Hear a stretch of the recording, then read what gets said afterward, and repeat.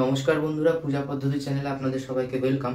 বহুদিন ধরে কয়েকটা ছোট ছোট দু তিনটে জিনিস নিয়ে অনেকে আলোচনা করতে বলেছে। বহুদিন ধরে মানে অনেক দিন ধরে তো করা হচ্ছে না, এই সেই করে করে তো মানে অনেক কিছু পেন্ডিং রয়ে গেছে আলোচনা করার। তার মধ্যে আজকে একটা জিনিস নিয়ে আলোচনা করব, ছোট্ট জিনিস, কিন্তু অনেকগুলো ছোট ছোট জিনিস নিয়ে বলবো। যাই হোক, তো আমার যেটা মেন বলার আজকে সেটা হচ্ছে কালী পুজোর বিষয়। সামনেই কালী পুজো, কয়েকদিন পরেই। তো কালী পুজোতে কিছু ডিটেলস আমরা নিয়ে আলোচনা করব। কালী পুজোর পদ্ধতি তো পুরো আমার প্লেলিস্ট রয়েছে আলাদা, সেখানে তন্ত্রোক্ত পুজোর প্লেলিস্ট এবং বিভিন্ন তন্ত্র থেকে রেফারেন্স দিয়ে দিয়ে অন্যরকমভাবে প্লেলিস্টটা বানানো হয়েছিল। তো সেটা তো আছেই কালী পুজো করার জন্য। তো আজকে আমরা দেখব যে কালী পুজোতে কি কি এক্সট্রা মুদ্রা লাগে। মানে আমার মুদ্রার একটা প্রথম চ্যানেলে 2 নম্বর ভিডিও হচ্ছে আমার মুদ্রা। তো সেখানে কয়েকটা মুদ্রা আমার দেখানো হয়নি এতে, মানে মুদ্রার ভিডিওটাতে। তো এক মিনিট, হ্যাঁ, তো মুদ্রার ভিডিওটাতে কয়েকটা মুদ্রা দেখানো হয়নি যেগুলো কালী পুজোতে লাগে বা জগদ্ধাত্রী পুজোতে লাগে। তো আজকে আমরা মেনলি কালী পুজোর রিলেটেড ডিটেলসগুলো নিয়ে আলোচনা করবো এবং কালী পুজোতে কয়েকটা মুদ্রা লাগে যেগুলো আমি আমার ওই ভিডিওটাতে দেখাইনি, সেগুলো নিয়ে আলোচনা করব। তার মধ্যে প্রথমে হচ্ছে খড়গ মুদ্রা, এটা মুন্ড মুদ্রা, এটা ঠিক আছে। এই দুটো আমরা জানি। বর অভয় এগুলো ঠিক আছে, এগুলো নিয়ে কারোর প্রশ্নও নেই সেরকম। মেন যেটা প্রশ্ন সেটা হচ্ছে ভূতিনি মুদ্রা নিয়ে। ভূতিনি মুদ্রা এমন কিছুই না, যোনি মুদ্রা যেরকম ভাবে করি আমরা, যোনি করে জাস্ট এই মধ্যমাগুলোকে মানে দেখিয়ে দিলেই সেটা হয়ে যাবে ভূতিনি মুদ্রা। যোনি মুদ্রা আমরা যেরকম করি, অনেক যোনি মুদ্রা অনেক রকম, এটা একটা যোনি মুদ্রা, ঠিক আছে, এবং অনেক রকমের যোনি মুদ্রা। তো আমরা মহাযোনি মুদ্রা এইরকম ভাবে যেটা যোনি মুদ্রাটা করি, এই যোনি মুদ্রা করে জাস্ট মধ্যমাগুলোকে যদি ঘুরিয়ে দিই তাহলে সেটা হয়ে যাবে ভূতিনি মুদ্রা। এটা 1 নম্বর গেল। নেক্সট হচ্ছে আমাদের বলা হয় ত্রিখণ্ড মুদ্রা। ত্রিখণ্ড মুদ্রা অনেক রকমের হয়। একটা তো এরকম হয়, এটা তো অন্য কাজে ইউজ হয়, যাই হোক সেটা নিয়ে আলোচনা করছি না এখন। এটা একটা অন্যরকম ত্রিখণ্ড মুদ্রা। বাট আমাদের এখানে যে ত্রিখণ্ড মুদ্রাটা দেখা, ওটাও অনেকে দেখায়, স্পেসিফিক করে বলা নেই যে এই ত্রিখণ্ড মুদ্রাটাই দেখাতে হবে। তো ত্রিখণ্ড মুদ্রা মানে ত্রিখণ্ড মুদ্রা দেখালেই হবে। এবার আর একটা যেটা তো ত্রিখণ্ড মুদ্রা আমরা যেটা এখানে ইউজ করি, সেটা হচ্ছে খুব ভালো করে নোটিস করতে হবে। সেটা হচ্ছে কি করে করছি প্রসেসটা, মুদ্রাটা করার পর কিভাবে করছি সেটা বেশি ইম্পর্টেন্ট। তো এইরকম ভাবে 3টে আঙুল নিলাম, তর্জনী মধ্যমা অনামিকা, এই হাতেরও তর্জনী মধ্যমা অনামিকা, এরম করলাম। এই তর্জনীর সাথে গেল হচ্ছে অনামিকা, মধ্যমার সাথে মধ্যমা, অনামিকার সাথে তর্জনী, কানেক্ট হলো, টাচ করলাম। করে এবার এই দুটোকে টাচ করতে হবে কিন্তু ঘুরিয়ে, দ্যাটস ইট। এটা হচ্ছে আমার ত্রিখণ্ড মুদ্রা। কিছুই না, এই 3টের সাথে এই 3টে কানেক্ট হলো উল্টো করে দিয়ে, জাস্ট তর্জনীর সাথে এই বৃদ্ধাঙ্গুলির সাথে বৃদ্ধাঙ্গুলি, কনিষ্ঠার সাথে কনিষ্ঠা, তাহলেই আমার ত্রিখণ্ড মুদ্রা হয়ে গেল। এটা এক টাইপের ত্রিখণ্ড মুদ্রা। আমরা কি করব না, এই ত্রিখণ্ড মুদ্রাটা দেখালে। এবার আর একটা হচ্ছে লেলিহান মুদ্রা। লেলিহা মুদ্রা একটা আলাদা, লেলিহান মুদ্রা একটা আলাদা, ঠিক আছে। তো লেলিহা মুদ্রা বলতে আমরা যেটাকে বুঝি সেটা হচ্ছে কালী পুজো যেটা আমরা ইউজ করি। আর লেলিহান মুদ্রা তো আমরা জানি এটা প্রাণ প্রতিষ্ঠার ক্ষেত্রে বা আত্মজীবন ন্যাসের ক্ষেত্রে আমাদের ইউজ হয়, সেটা আলাদা। তো লেলিহা আর লেলিহান এই দুটো আলাদা। এবার লেলিহানটা তো আমরা জানি, লেলিহা মুদ্রা যেটা কালী পুজোতে ইউজ হয় সেটাও এক একজন এক এক রকম। একটা হয় এরকম জিভ বার করে এরকম, ঠিক আছে। আর একটা হয় এরকম কোমরে হাত দিয়ে এরকম, মানে জিভটা বড় করে বার করতে হবে, ঠিক আছে, লো লো জিভা, এরকম যতটা আমার জিভ বার করা সম্ভব ততটা। এবার এটা থেকে অনেকে হাসাহাসি করে ভ্যাঙানো ফ্যাঙানো, ওরকম ব্যাপার না, মুদ্রাটা এরকমই।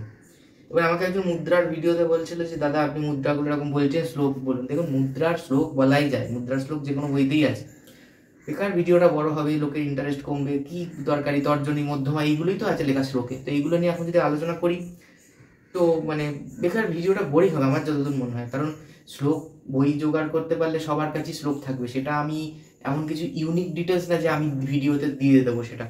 তো বরং কিভাবে করতে হবে প্র্যাকটিক্যাল, এটাই মানুষের জানার দরকার। শ্লোকটা পড়ে আহামরি কিছু মানে ভিডিওতে বোঝার জন্য কিছু সুবিধা হবে না, এটা মেন বক্তব্য। যাই এইবার এই কটা মুদ্রাই মেনলি আমার বলার ছিল কালী পুজো রিলেটেড, আর বাকি তো মোটামুটি বলা ছিল।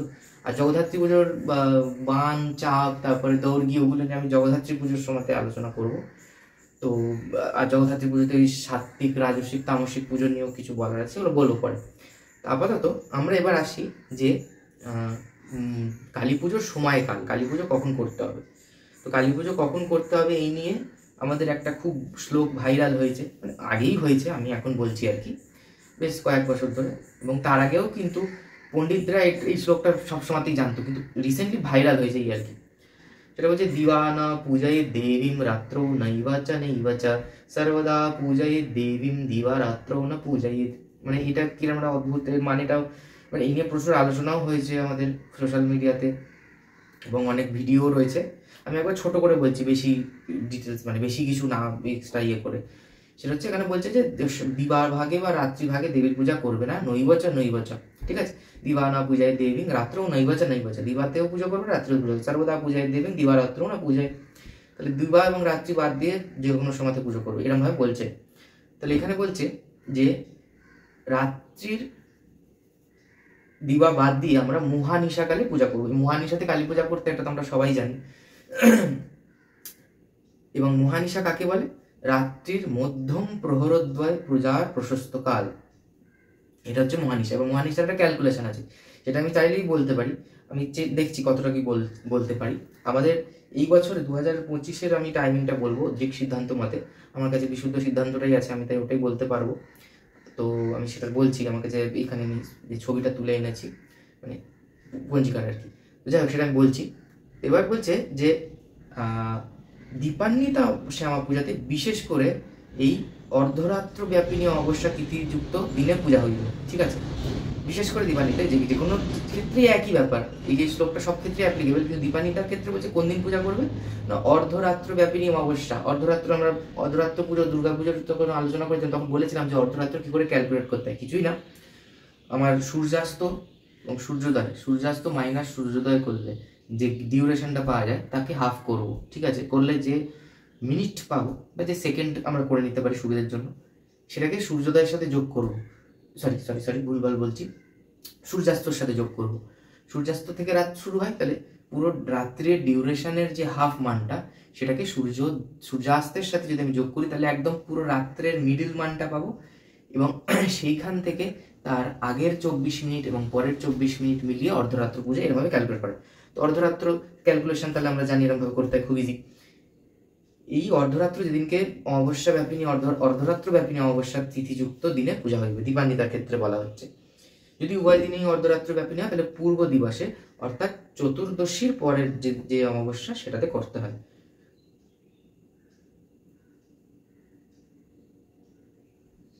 আচ্ছা, এখানে আবার একটা ভাগ করে দিয়েছে, বলছে যদি অমাবস্যা উভয় দিনেই অর্ধরাত্র ব্যাপিনী না হয় তাহলে কি করব, তখন পূর্ব দিবসে অর্ধরাত্রির পর, মানে ধরো অর্ধরাত্রি সাপোজ 48 মিনিট হয়, তো সেই 48 মিনিটের পর থেকে অমাবস্যা শুরু হচ্ছে, তাহলে সেক্ষেত্রে বলছে এই অর্ধরাত্রির পর যেখান থেকে অমাবস্যা শুরু হচ্ছে সেখানে পুজো করতে। মানে ধরো দুদিন অমাবস্যা, এমন তিথি তো যে কোনো সময় শুরু যে কোনো সময় শেষ হতে পারে, তিথির তো কোনো ফিক্সড টাইম নেই। তো হয়তো এমন একটা তিথি, এমন অমাবস্যা হলো যে অর্ধরাত্র পর থেকে শুরু হচ্ছে এবং পরের দিনও অর্ধরাত্র পায়নি, দুদিনের কোনো দিনই। সেক্ষেত্রে বলছে পূর্ব দিনে অর্ধরাত্রর পর যে সময় থেকে অমাবস্যা শুরু হবে সেই সময়ে দীপান্বিতা পুজো করতে। এবং বলছে পরের দিনে, হ্যাঁ এবার বলছে উভয় দিনই অর্ধরাত্র ব্যাপিনী না হয়, অর্থাৎ পূর্ব দিবসে অর্ধরাত্রি পড়িবে এবং পরের দিনেও অর্ধরাত্রি পর্যন্ত থাকিবে না। এই স্থলে দিব্য ও বীর ভাবী সাধকগণ পূর্ব দিনে অর্ধরাত্রির পর অমাবস্যা পড়লে পুজো করবে এবং পশু ভাবী পশ্চাচারী যাকে আমরা বলি, পশুভাবী সাধকগণ পরের দিনে অমাবস্যাযুক্ত অর্ধরাত্রিতে পূজা করবেন, ঠিক আছে।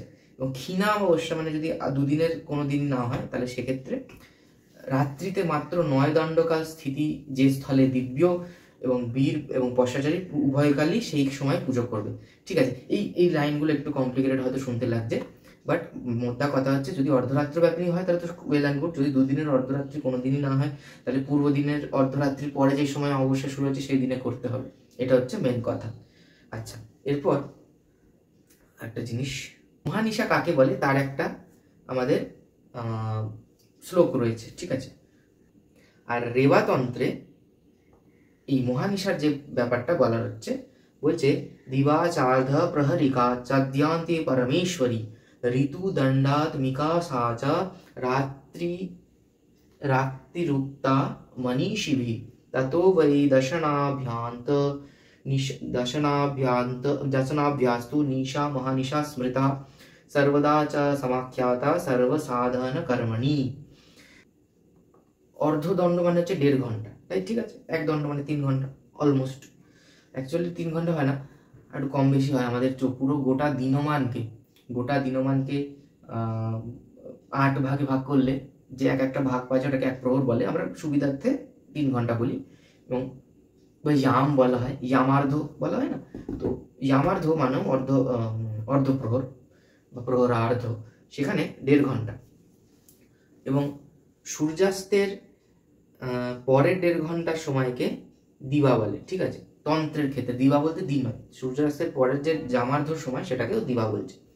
সূর্যাস্তের পরের 1.5 ঘন্টার পরের 6 দণ্ড, এই যে ঋতু বলছে না এখানে, ঋতু মানে 6, ঋতু দণ্ডাত্মিকা মানে 6 দণ্ডাত্মিকা সাচা রাত্রি রুক্তা মনীষী, রাত্রির উক্তা মানে রাত্রি বলা হয় 2 ঘন্টা 24 মিনিট, যদি 3 ঘন্টা ধরি আর কি হিসেবের জন্য। এরপরে 10 দণ্ড অর্থাৎ 4 ঘন্টা সময় হলো নিশা, অর্থাৎ সূর্যাস্তের পর 1.5 ঘন্টা হচ্ছে দিবা, তারপরের 6 দণ্ডকাল হচ্ছে রাত্রি, তারপরে 10 দণ্ড হচ্ছে নিশা, তারপরে আসছে মহানিশা, এবং মহানিশা। তাহলে এইভাবে আমাদের ক্যালকুলেশন করা হয়েছে। এবার আমি পঞ্জিকাটার থেকে বলছি যে এই বছর কখন মহানিশা পড়েছে। এবার এখানেও অনেকগুলো প্রশ্ন আছে, সেগুলো বলছি। বলছে এই বছর আমাদের 20 অক্টোবর, ঠিক আছে। এদিনকে অমাবস্যার পরের দিনকে ধরা হয়েছে, এদিনকে চতুর্দশী অ্যাকচুয়ালি, বাট আমাদের ওই কালী পুজো 20 তারিখই হবে এবছরের ক্ষেত্রে। আর আমাদের ওই উদয়গামিনী অস্তগামিনী ওগুলো তো রয়েছেই, কৃষ্ণপক্ষ শুক্লপক্ষ, ওইগুলোতে আমি আর বলছি না, এখানে ওই সমস্ত নয়, আলোচ্য নয়।